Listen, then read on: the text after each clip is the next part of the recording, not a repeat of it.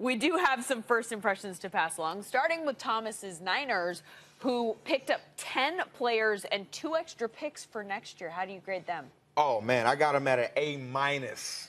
A-minus, guys. I mean, first of all, pretty good. John Lynch, the way that he played Ryan Pace into thinking that they needed to move up just a spot and give up some picks just to get a It's pretty good for an ex-player. It was great for an ex-player. Right. You look at Solomon Thomas, he can come right in and play. And then I look at Reuben Foster. I mean, one of the thumpers of this draft, guy that I personally think will be Defensive Player of the Year. So I got an A- for the San Francisco 49ers. Okay, let's stick with the NFC West. How about the Rams? Didn't pick till 44. How'd they do? They didn't, and I'm going to give them a right at the average mark C. It just wasn't that exciting for me. You know, you got a good quarterback. You got Jared Goff, a young guy. You need to get him some help. Now, they did. They went out and got a tight end with their first pick. Everett, I think, is going to be a good player. You can move around, give him some options.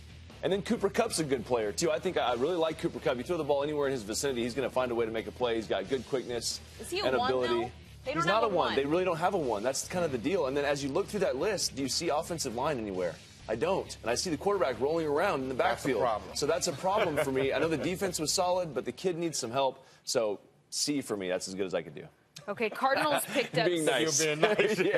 Yeah. Cardinals picked up 7 new players, including friend of the show Hassan Reddick. Then they went defense again in the second. How do you think they did? Oh, I gave him a B, and simply because of Hassan Reddick. I mean, are you kidding me? Yep, good pound for pound. I mean, people say that he may be light, maybe a little bit underweight, but this guy, pound for pound, may have been the best talent in the draft. And you look at their next pick in Budda Baker, safeties, kind of a nickel guy, more along the lines of a Tyrann Mathieu. To have these guys in the back end to be able to match up with these receivers all around the NFC West is amazing. And then I like this running back, T.J. Logan, out of North Carolina, like a faster Andre Ellington. He ran a 4.3 in the 40.